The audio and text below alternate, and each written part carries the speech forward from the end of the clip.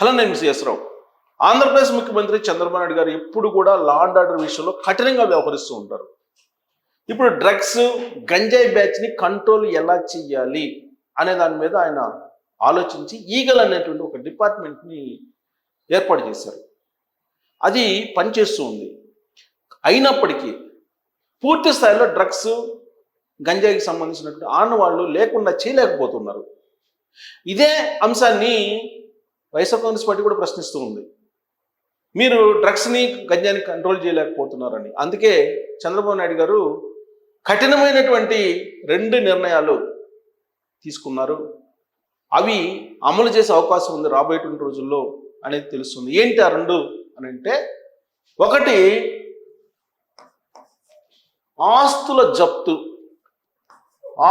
జప్తు. ఎవరైతే డ్రగ్స్ లేదా గంజాయి సరఫరా చేస్తూ లేదా తీసుకుంటూ దొరుకుతారో వాళ్ళ ఆస్తుల్ని జప్తు చేయాలి. జప్తు చేసేటువంటి నిర్ణయం తీసుకోవాలి. ఆ మేరకు ఒక చట్టాన్ని కూడా తయారు చేయాలి. ఆ మేరకు కొన్ని గైడ్లైన్స్ కూడా ఇవ్వాలి ఈగల్కి అనేటువంటి ఒక నిర్ణయం ఆయన తీసుకున్నారని తెలిసింది. ఈగల్ ఉంది, అది ప్రయత్నాలు చేస్తూ ఉంది. ఈగల్కి సంబంధించి పవర్ఫుల్ ఐపీఎస్ని కూడా ఏర్పాటు చేశారు. ఆయన నాయకత్వంలో పనిచేస్తుంది. కానీ గ్రాస్ రూట్ లెవెల్కి వేళ్ళూనుకుపోయినటువంటి గంజాయి, డ్రగ్స్ బ్యాచ్ ఇప్పుడు పూర్తి స్థాయిలో దాని నుంచి బయటపడలేకపోతుంది. అందుకే ఇప్పుడు ఎవరైనా సరే గంజాయి అలాగే డ్రగ్స్ కేసుల్లో దొరికితే వాళ్ళ ఆస్తులు జప్తు చేసేటువంటి విధంగా చంద్రబాబు నాయుడు గారు ఒక కఠినమైనటువంటి చట్టాన్ని తీసుకొచ్చే ఆలోచన చేస్తున్నారని చెప్పి ప్రభుత్వ వర్గాల నుంచి వినిపిస్తుంది. రెండు ప్రభుత్వ పథకాలు వాళ్ళ ఇంటిలో వాళ్ళకు కూడా కట్ చేయాలని చెప్పి నిర్ణయం తీసుకుంటున్నారు. ప్రభుత్వ పథకాలను తీసుకుంటున్నటువంటి వాళ్ళు డ్రగ్స్, గంజాయి తీసుకుంటున్నారు అనేది కూడా ఉంది. ఇప్పుడు దొరికినటువంటి వాళ్ళు కొంతమంది ప్రభుత్వ పథకాలు రకరకాల రూపంలో తీసుకుంటున్నారు. వాళ్ళు తల్లికి వందనం రూపంలో, పెన్షన్స్ రూపంలో, లేదా గ్యాస్ సిలిండర్ రూపంలో, ఇలా రకరకాల రూపాల్లో తీసుకుంటున్నారు. అందుకే ఎవరైనా సరే గంజాయి, డ్రగ్స్ కేసుల్లో పట్టుబడితే, అవి తీసుకుంటూ దొరికితే ప్రభుత్వ పథకాలు కట్ చేయాలి. అంటే ఎవరైతే దొరికారో వాళ్ళకే కట్ చేస్తారా, లేదంటే కుటుంబంలో ఉండేటువంటి వాళ్ళకి అందరికీ కట్ చేస్తారా, కుటుంబీకులకి అందరికీ అనేది కూడా తేలాలి. ఇంకా ఫైనల్ కాల. జస్ట్ ఇది కేవలం చంద్రబాబు నాయుడు గారు చేస్తున్న ఆలోచన మాత్రమే. ఇది ఆచరణలోకి తీసుకొస్తే గంజాయి, డ్రగ్స్ని నివారించవచ్చు అనేటువంటి అభిప్రాయం ఆయనకు ఉందని చెప్పి ప్రభుత్వ వర్గాల నుంచి తెలుస్తుంది. ఆ అభిప్రాయాన్ని రీసెంట్గా రివ్యూ మీటింగ్లో అధికారుల ముందు చంద్రబాబు నాయుడు గారు ఉంచారని చెప్పి తెలుస్తుంది. అది కనుక ఆచరణలోకి వస్తే ఎలా చేస్తారు? పట్టుబడినటువంటి వాళ్ళకి మాత్రమే ఈ ఆస్తులు జప్తు లేదంటే ప్రభుత్వ పథకాలు కట్ చేస్తారా, లేదంటే ఆ కుటుంబాలకి మొత్తం కూడా కుటుంబాన్ని యూనిట్గా తీసుకొని ఈ కఠిన నిర్ణయాల్ని అమలు చేస్తారనేది ఇంకా స్పష్టత రావాల్సి ఉంది. ఇంత కఠినమైన నిర్ణయాలు ఎందుకు తీసుకున్నారు చంద్రబాబు నాయుడు గారు అంటే, గంజాయి, డ్రగ్స్ అనేవి మారుమూల గ్రామాలకు కూడా వెళ్ళిపోయింది ఆంధ్రప్రదేశ్లో. ఇది ఏ పోలీస్ ఆఫీసర్ని అడిగినా, ఏ పొలిటీషియన్ అడిగినా, ఏ సామాన్య పౌరుని అడిగినా ఆంధ్రప్రదేశ్లో చెప్తారు. గ్రాస్ రూట్ లెవెల్కి వేళ్ళూనుకుని పోయింది. దాదాపు 2019 నుంచి 2024 మధ్యకాలంలో మారుమూల గ్రామాలకు కూడా గంజాయి, డ్రగ్స్ వెళ్ళిపోయాయి. స్కూల్స్కి వెళ్ళిపోయాయి. ఈ పట్టుబడినటువంటి వాళ్ళు హైదరాబాద్లో కానీ లేదా ఇతర ప్రాంతాల్లో కానీ ఎక్కువ మంది వైఎస్ఆర్ కాంగ్రెస్ పార్టీకి సంబంధించిన మూలాలు ఉన్నటువంటి వాళ్ళు అని చెప్పి తేలుతోంది. తెలుగుదేశం పార్టీ వాళ్ళు లేరా అని అంటే ఉన్నారు, కొంతమంది లేరని చెప్పట్లే. కానీ ఎక్కువ మంది వైఎస్ఆర్ కాంగ్రెస్ పార్టీకి సంబంధించిన మూలాలు ఉన్నటువంటి వాళ్ళే దొరికారు. హైదరాబాద్లో దొరికినటువంటి వాళ్ళు నెల్లూరులో ఉండేటువంటి ఒక లీడర్కి సంబంధించినటువంటి కుటుంబీకుడు ఎలక్షన్ సంబంధించి ఎలక్షన్ అప్పుడే దొరికారు. ఆ తర్వాత జరిగినటువంటి రైట్స్లో కూడా వైఎస్ఆర్ కాంగ్రెస్ పార్టీకి సంబంధించినటువంటి మూలాలు ఉన్నటువంటి వాళ్ళే దొరికారు. ఒకళ్ళిద్దరు తెలుగుదేశం పార్టీ మూలాలు ఉన్నటువంటి వాళ్ళు కూడా దొరికారు. కాకపోతే ఇది ఒక వ్యాపార వస్తువుగా మారిపోయింది గంజాయి అలాగే డ్రగ్స్ అనేది ఇప్పుడు ఆంధ్రప్రదేశ్లో. ఏ స్థాయిలో అంటే కొంతమంది చెప్పేదాని ప్రకారం గంజాయిని మిషన్లో వేసి గంజాయి నుంచి ఆయిల్ తీసి ఆ ఆయిల్ని కూడా ఇతర ప్రాంతాలకు సప్లై చేసి లక్షలాది రూపాయలు సంపాదిస్తున్నారు. అది ఒక కుటీర పరిశ్రమలాగా అయిపోయాయి అని చెప్తున్నారు.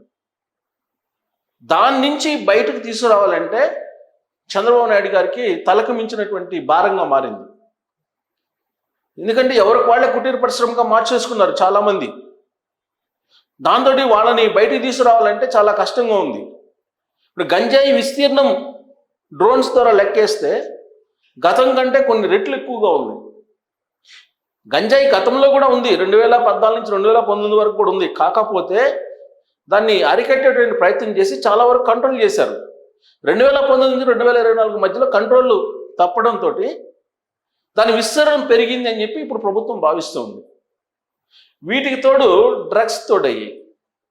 డ్రగ్స్కి సంబంధించి ఆల్రెడీ ఎన్నికలకు సంబంధించి ఎన్నికల ముందు విశాఖ ఓడ్రేవ్లో ఒక కంటైనరే బయటపడింది. దాదాపు 100 కేజీలు 100 బస్తాలు 25 కేజీల బస్తాలు ఒక్కోటి 100 బస్తాలు బయటపడ్డాయి. ఈ 100 బస్తాల్లో కొకైన్ ఉంది, డ్రగ్స్ ఉన్నాయని చెప్పి అప్పట్లో సిబిఐ ఎంక్వైరీ చేసింది.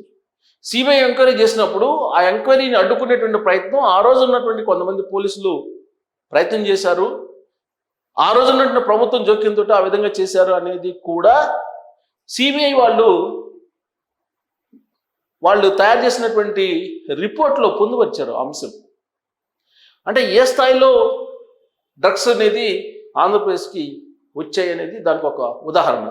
ఇంకొక ఉదాహరణ, ఎలక్షన్కి 1 సంవత్సరం ముందు విజయవాడలో డ్రగ్స్కి సంబంధించిన మూలాలు బయటపడ్డాయి. విజయవాడలో అక్కడ ఒక ట్రాన్స్పోర్ట్ కంపెనీ, ఒక కొరియర్ కంపెనీ డ్రగ్స్ని డెలివరీ చేసుకుంటుంది. దాని మీద కూడా కేసు కట్టారు, అది ఏమైందో తెలియదు. విశాఖ ఓడ్రేవ్లో బయటపడినటువంటి ఆ కంటైనర్ సంగతి ఇంకా బయటపడలా, అది ఏంటో కూడా తెలియదు ఇప్పటి వరకు. ముందర గుజరాత్లో ఉన్నటువంటి ఓడ్రేవ్ దగ్గర పెద్ద ఎత్తున డ్రగ్స్ బయటపడ్డాయి. ఆ డ్రగ్స్కి సంబంధించిన మూలాలు ఆంధ్రప్రదేశ్లో కూడా ఉన్నాయని చెప్పి అప్పట్లో వచ్చినటువంటి న్యూస్. అంటే ఆ స్థాయిలో డ్రగ్స్ సరఫరా అయింది. ఒక మూమెంట్లో తెలుగుదేశం పార్టీ వాళ్ళు అసెంబ్లీ వేదికగా చేసినటువంటి కామెంట్ ఏంటంటే బియ్యాన్ని ఇతర దేశాలకు పంపించి దక్షిణాఫ్రికా, ఆఫ్రికా కంట్రీస్కి అక్కడి నుంచి డ్రగ్స్ని దిగుమతి చేసుకుంటున్నారు అనేటువంటి కామెంట్స్ కూడా వచ్చాయి కాకినాడ పోర్టుని బేస్ చేసుకొని. మరి ఆ స్థాయిలో వేళ్ళూనుకుపోయింది మత్తు పదార్థాలు అమ్మకాలు కానీ వినియోగం కానీ. దాన్ని ఒకే రోజు కట్టడి చేయడం అనేది సాధ్యం కాదు. అందుకే కఠిన నిర్ణయాలు తీసుకోకపోతే దాని నుంచి బయటపడే అవకాశం లేదు. యువత బయటపడకపోతే ఈ మత్తు నుంచి రాబోయేటువంటి రోజుల్లో ఏదైతే చంద్రబాబు నాయుడు గారు 2047 లేదా 2029 చెప్తున్నారో ఆ విజన్ రీచ్ కావడం కష్టం. ఒకవేళ రీచ్ అయినా దాని ఫలితాలు మత్తులో జోగేటువంటి యువతకు అందవు. అందుకే కఠినమైన నిర్ణయాలు డ్రగ్స్ అలాగే గంజాయి మీద తీసుకోవాలని చెప్పి ఆయన భావిస్తూ ఆస్తుల జప్తు, ప్రభుత్వ పథకాలు కట్ చేయాలి, డ్రగ్స్ గంజాయిలో దొరికినటువంటి వాళ్ళకి అనేటువంటి ఒక ప్రతిపాదన అయితే చంద్రబాబు నాయుడు గారి దగ్గర ఉందని చెప్పి ప్రభుత్వ వర్గాలు చెప్తూ ఉన్నాయి. మరి దాన్ని ఇంప్లిమెంట్ చేస్తే అది ఏ రూపంలో మరి చర్చలకు వెళ్తుంది? ఆ డ్రగ్స్ గంజాయికి సంబంధించినటువంటి వాళ్ళు ఎక్కువగా ఒక పార్టీకి సంబంధించినటువంటి వాళ్ళు అయితే కనుక మళ్ళీ రాజకీయ కోణం నుంచి వెళ్ళేటువంటి అవకాశం ఉంది.